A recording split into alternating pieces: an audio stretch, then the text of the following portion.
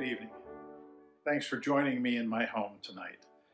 I'm John Kron, and I'm going to, in a few minutes, read you a beloved Christmas story, something that's been part of me, part of my tradition, part of my teaching for 52 years. And I'll tell you that story in a minute. First, I want to thank two people who helped me put this together. Alice and Elliot did the poster and also researched and did the layout for the recipes. And I hope you're enjoying maybe some of those recipes that were included in this project, in this event. Sarah Bullock was his videographer, although she didn't do the video. I do that myself here at home because we're quarantined. But she put it together, did the editing, and made this happen. And the two of them were instrumental in this even taking place. This has been a crazy year, and we needed to go back and visit some things that make us feel good. It's always made me feel good to tell this story. It's always made people feel good to hear it. I'll tell you how it began. It was 18,991 days ago, and I was a freshman at the University of Colorado. I had a seminar class that met at 5 o'clock on Friday afternoon. Well, this was December 20th, 1968, and the 5 o'clock hour was the last class to be held before the entire campus shut down for Christmas break. This was the last year that CU had finals after Christmas break, and so this wouldn't have even taken place now. But I went because my plane wasn't leaving for Rochester, New York until the next day, and I had nothing else to do. Everybody else was gone. So I went to class. There were about 15 to 20 people scheduled in our seminar class, and I think maybe 4 or 5 of us showed up that day. Our instructor sat behind the desk. She had been a teacher for 10 years so far, and she had come back. She was our teaching assistant, and that was helping her pay for getting her master's degree. She took out a little book, and she said, "This is my Christmas present to you." She said, "As long as I've been teaching, every year, the last day of class before Christmas break, I read this to my classes, and I'm going to read it to you, and this is my Christmas present to you." And she read A Child's Christmas in Wales by Dylan Thomas. I had never heard it before, and I was enthralled. I thought it was the most beautiful thing about the Christmas season that I had ever heard. And I knew Dylan Thomas, I knew his poetry, but I'd never heard this piece. So I left on cloud nine and glad I'd gone to that class. As soon as I got home to Rochester, I went to my favorite bookstore and found a copy, same edition that she had read to us. And I vowed then that if and when I became a teacher, that I would do the same thing for my students. The last day of class before Christmas break, I would read A Child's Christmas in Wales to them. Well, I did become a teacher, and I'm happy to say that I did keep my vow. And I began reading that as soon as I began teaching, the last day of class before Christmas. Well, what was interesting is as a drama teacher, I often had students for 4 years. And so by the end of 4 years, they knew the pieces probably as well as I did. But they wanted to hear it again and again and again. After they graduated, some of them started coming back. They'd call me up and say, "When are you reading Child's Christmas in Wales? We want to hear it." And they would come back. I was at Overland High School for a number of years, and then I went to Littleton High School. The Overland students would come back and they'd call me up and say, "When are you reading Child's Christmas in Wales?" Even though I was at Littleton High School, and they would come in and invade my classrooms and sit down and share in the reading of A Child's Christmas in Wales. Well, I did that for 40 years, and then my career was kind of going in a slightly different direction toward the end of my teaching career. And so I staged the last Child's Christmas in Wales. And a number of people came to that. I did it on the stage at Littleton High School, and I thought that was going to be it. Well, traditions have a hard time dying. And so I've been pushed to read this again and share this once again. So with a heart full of joy and a hope for a wonderful holiday season, here is my interpretation of Dylan Thomas's A Child's Christmas in Wales.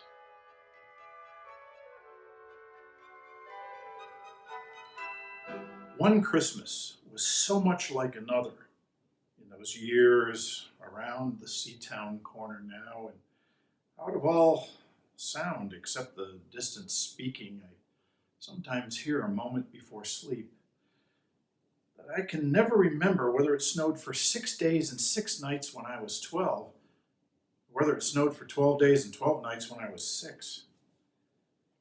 All the Christmases rolled down toward the two-tongued sea like a cold and headlong moon bundling down the sky that was our street. And I stop at the rim of the ice-edged, fish-freezing waves, and I plunge my hands in the snow and bring out whatever I can find. In goes my hand into that wool-white, bell-tongued ball of holidays resting at the rim of the carol-singing sea, and out come Mrs. Prothero and the firemen. It was on the afternoon of the day of Christmas Eve, and I was in Mrs. Prothero's garden waiting for cats with her son Jim. It was snowing. It was always snowing at Christmas.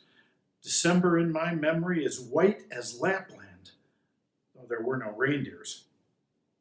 But there were cats. Patient, cold, and callous, our hands wrapped in socks, we waited to snowball the cats.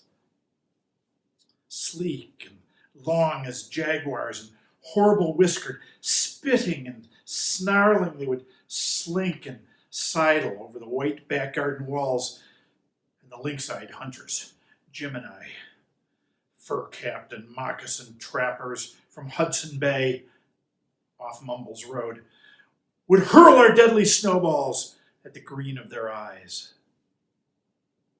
The wise cats never appeared.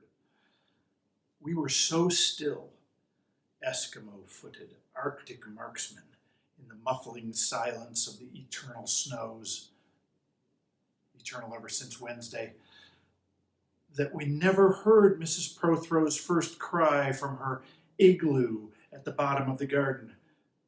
Or if we heard it at all, it was to us like the far-off challenge of our enemy and prey, the neighbor's polar cat. But soon the voice grew louder. "Fire!" cried Mrs. Prothero, and she beat the dinner gong. Well, we ran down the garden with the snowballs in our arms toward the house, and smoke indeed was pouring out of the dining room, and the gong was bombilating, and Mrs. Prothero was announcing ruin like a town crier in Pompeii. Well, this was better than all the cats in Wales standing on a wall in a row. We bounded into the house, laden with snowballs, and stopped at the open door of the smoke-filled room. Something was burning all right. Perhaps it was Mr. Prothero, who always slept there after midday dinner with a newspaper over his face. But he was standing in the middle of the room saying, "A fine Christmas," and smacking at the smoke with a slipper. "Call the fire brigade!" cried Mrs. Prothero, and she beat the gong. "They won't be there," said Mr. Prothero. "It's Christmas." There was no fire to be seen, only clouds of smoke, and Mr. Prothero standing in the middle of them, waving his slipper as though he were conducting. "Do something," he said. And we threw our snowballs into the smoke. I think we missed Mr. Prothero. And we ran out of the house to the telephone box. "Let's call the police as well," Jim said, "and the ambulance. And Ernie Jenkins, he likes fires." But we only called the fire brigade. And soon the fire engine came, and 3 tall men in helmets brought a hose into the house, and Mr. Prothero got out just in time before they turned it on. Nobody could have had a noisier Christmas Eve. And when the firemen turned off the hose and were standing in the wet, smoky room, Jim's aunt, Miss Prothero, came downstairs and peered in at them. Jim and I waited very quietly to hear what she would say to them. She said the right thing always. She looked at the 3 tall firemen standing among the smoke and cinders and dissolving snowballs. And she said, "Would you like anything to read?" Years and years and years ago, when I was a boy, when there were wolves in Wales, and birds the color of red flannel petticoats whisked past the harp-shaped hills, when we sang and wallowed all night and day in caves that smelt like Sunday afternoons in damp front farmhouse parlors, and we chased with the jawbones of deacons the English and the bears. Before the motor car, before the wheel, before the Duchess-faced horse, when we rode the daft and happy hills bareback, it snowed and it snowed. But here a small boy says, "Well, it snowed last year too. I made a snowman and my brother knocked it down and I knocked my brother down and then we had tea." But that's not the same snow, I say. Our snow was not only shaken from whitewash buckets down the sky, it came shawling out of the ground. It swam and drifted out of the arms and hands and bodies of the trees. Snow grew overnight on the roofs of the houses like a pure and grandfather moss, minutely white-ivied the walls, and settled on the postman, opening the gate like a dumb-numb thunderstorm of weight-torn Christmas cards.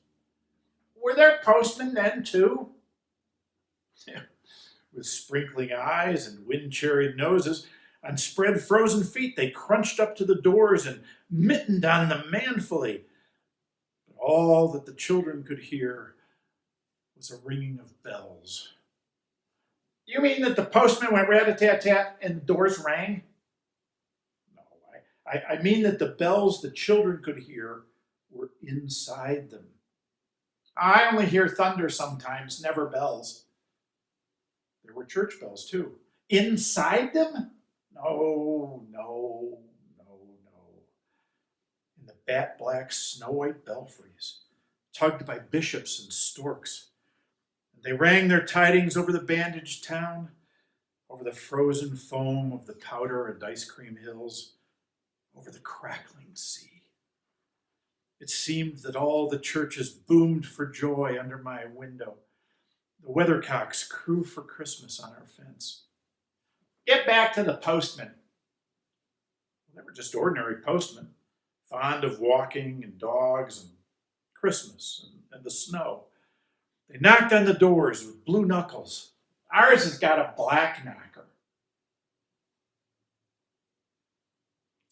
Then they stood on the white welcome mat in the little drifted porches, and they huffed and puffed, making ghosts with their breath, and jagged from foot to foot like small boys wanting to go out. And then the presents? And then the presents after the Christmas box. And the cold postman, with a rose on his button nose, tingled down the tea tray slithered run of the chilly glinting hill. He went on his icebound boots like a man on fishmonger's slabs. He wagged his bag like a frozen camel's hump, dizzily turning the corner on one foot, and by God, he was gone.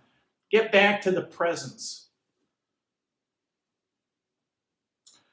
There were the useless presents. Engulfing mufflers of the old coach days and mittens made for giant sloths. Zebra scarves of a substance like silky gum that could be tug-of-warred down to the galoshes. Blinding tam-o'-shanters like patchwork tea cozies and bunny-suited busbies. Balaclavas for victims of head-shrinking tribes.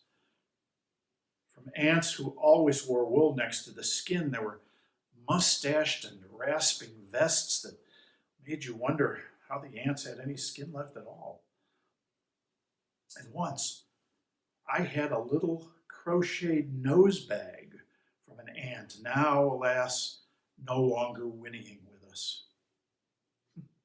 And pictureless books in which small boys, though warned with quotations not to, would skate on Farmer Giles' pond and did, and drowned. And books that told me everything about the wasp except why. Go on to the useless presents. Bags of moist and many-colored jelly babies, and a folded flag, and a false nose and a tram conductor's cap and a machine that punched tickets and rang a bell. Never a catapult. Once, by mistake that no one could explain, a little hatchet. And a celluloid duck that made, when you pressed it, a most unduck-like sound, a mewing moo that an ambitious cat might make who wished to be a cow. And a painting book in which I could make the grass, the trees, the sea, and the animals any color I pleased. And still the dazzling sky blue sheep are grazing in the red field under the rainbow-billed and pea-green birds. Hard-boiled toffee, fudge, and all sorts, crunches, cracknels, humbugs, glaciers, marzipan, and butter Welch for the Welsh. And troops of bright tin soldiers who, if they could not fight, could always run. And snakes and families and happy ladders. And easy hobby games for little engineers, complete with instructions. Oh, yeah, easy for Leonardo da Vinci. And a whistle to make the dogs bark, to wake up the old man next door, to make him beat on the wall with a stick to shake our picture off the wall. And a packet of cigarettes. You put one in your mouth, and you stood at the corner of the street, and you waited for hours in vain for an old lady to scold you for smoking a cigarette, and then with a smirk, you ate it. And then it was breakfast under the balloons. Were there uncles like in our house? There are always uncles at Christmas. The same uncles. And on Christmas mornings, with dog-disturbing whistle and sugar cigarettes, I would scour the Swatch town for the news of the little world and find always a dead bird. By the white post office or by the deserted swings, perhaps a robin. All but one of his fires out. Men and women wading and scooping back from chapel with tapeworm noses and wind-bust cheeks, all albinos, huddled their stiff, black, jarring feathers against the irreligious snow. Mistletoe hung from the gas brackets in all the front parlors. And there was sherry and walnuts, bottled beer, and crackers by the dessert spoons. And cats in their furabouts would watch the fire, and the high-heaped fire spat, all ready for the chestnuts and the mulling pokers. Some few large men sat in the front parlors without their collars, uncles almost certainly, trying their new cigars, holding them out judiciously at arm's length, returning them to their mouths, coughing, and then holding them out again, as though waiting for the explosion. And some few small ants, not wanted in the kitchen, nor anywhere else for that matter, sat on the very edges of their chairs, poised and brittle, afraid to break, like faded cups and saucers. Not many of those mornings trod the piling streets. An old man always, fawn-bowlered, yellow-gloved, and at this time of year with spats of snow, would take his constitutional to the white bowling green and back as he would take it, wet or fine, on Christmas Day or Doomsday. Sometimes two hale young men with big pipes blazing, no overcoats, and wind-blown scars would trudge unspeaking down to the forlorn sea, to work up an appetite, to blow away the fumes. Who knows? To walk into the waves until nothing was left of them but the two curling smoke clouds of their inextinguishable briars. And then I would be slapdashing home. The gravy smell of the dinners of others, the bird smell, the brandy, the pudding and mince coiling up to my nostrils, when out of a snow-clogged side lane came a boy, the spitting image of myself, with a pink-tipped cigarette and the violet past of a black eye, cocky as a bullfinch, leering all to himself.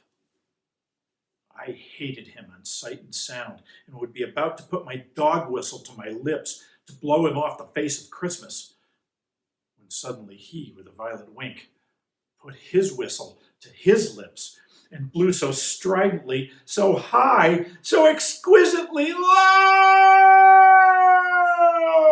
that gobbling faces, their cheeks bulged with goose, would press against their tinseled windows the whole length of the white echoing street. For dinner we had turkey and blazing pudding. And after dinner the uncles sat in front of the fire, loosened all buttons, put their large moist hands over their watch chains, groaned a little, and slept. Mothers, aunts, and sisters scuttled to and fro, bearing tureens. Auntie Bessie, who'd already been frightened twice by a clockwork mouse, whimpered at the sideboard and had some elderberry wine. The dog was sick. Auntie Dozy had to have 3 aspirins. But Auntie Hannah, who liked port wine, stood in the middle of the snowbound backyard, singing like a big-bosomed thrush. I would blow up balloons to see how big they would blow up to, and when they burst, which they all did, the uncles jumped and rumbled. In the rich and heavy afternoons, the uncles breathing like dolphins, and snow descending, I would sit among festoons and Chinese lanterns and nibble dates and try to make a model man of war following the instructions for little engineers and produce what might be mistaken for a seagoing trolley car. Or I'd go out, my bright new boots squeaking into the white world, onto the seaward hill to call on Jim and Dan and Jack, and to pad through the still streets, leaving huge, deep footprints in the hidden pavements. I'll bet people will think there's been hippos. What would you do if you saw a hippo coming down our street? Oh, I'd go like this, bang, and I'd throw him over the railings, and I'd roll him down the hill, and then I'd tickle him under the ear, and he'd wag his tail. What would you do if you saw 2 hippos? Iron-flanked and bellowing he-hippos clanked and battered through the scudding snow toward us as we passed Mr. Daniel's house. Let's post Mr. Daniel a snowball through his letterbox. Let's write things in the snow. Let's write, Mr. Daniel looks like a spaniel all over his lawn. Or we walked on the white shore.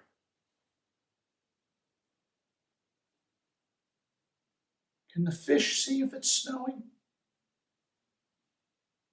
The silent, one-clouded heavens drifted on to the sea. And now we were snow-blind travelers, lost on the North Hills. And vast, dew-lapped dogs with flasks round their necks ambled and shambled up to us, baying, Excelsior! We returned home through the poor streets, where only a few children fumbled with bare red fingers in the wheel-rutted snow, and Cat called after us, their voices fading away as we trudged uphill into the cries of the dock birds and the hooting of ships out in the whirling bay. And then at tea, the recovered uncles would be jolly, and the ice cream cake loomed in the center of the table like a marble grave. Auntie Hannah laced her tea with rum because it was only once a year. Bring out the tall tales now that we told by the fire as the gaslight bubbled like a diver. Ghosts wooed like owls in the long nights when I dared not look over my shoulder. Animals lurked in the cubbyhole under the stairs where the gas meter ticked. remember we went singing carols once when there wasn't the shaving of a moon to light the flying streets. At the end of a long road was a drive that led to a large house, and we stumbled up the darkness of the drive that night, each one of us afraid, each one holding a stone in his hand in case, and all of us too brave to say a word. The wind through the trees made noises as of old and unpleasant and maybe web-footed men wheezing in caves. We reached the black bulk of the house. What shall we give them? Hark the herald? No, Jack said. Good King Wenceslas. I'll count 3. 1, 2, 3. And we began to sing, our voices high and seemingly distant in the snow-felted darkness round the house that was occupied by nobody we knew. We stood close together near the dark door. Good King Wenceslas looked out on the feast of Steve. And then a small, dry voice, like the voice of someone who has not spoken for a long time, joined our singing. A small, dry, eggshell voice from the other side of the door. A small, dry voice through the keyhole. And when we stopped running, we were outside our house. The front room was lovely. Balloons floated under the hot water bottle gulping gas.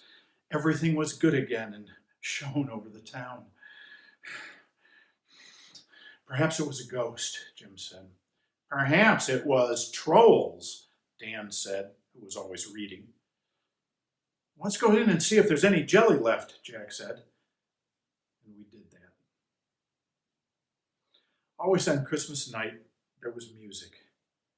An uncle played the fiddle, a cousin sang Cherry Ripe, and another uncle sang Drake's Drum. Ah, it was very warm in the little house. Auntie Hannah, who got onto the parsnip wine, sang a song about bleeding hearts and death, and then another in which she said her heart was like a bird's nest. Then everybody laughed again, and then I went to bed. Looking through my bedroom window, out into the moonlight and the unending smoke-colored snow, I could see the lights in the windows of all the other houses on our hill and hear the music rising from them up the long, steadily falling night. I turned the gas down. I got into bed. I said some words to the close and holy darkness. And then I slept.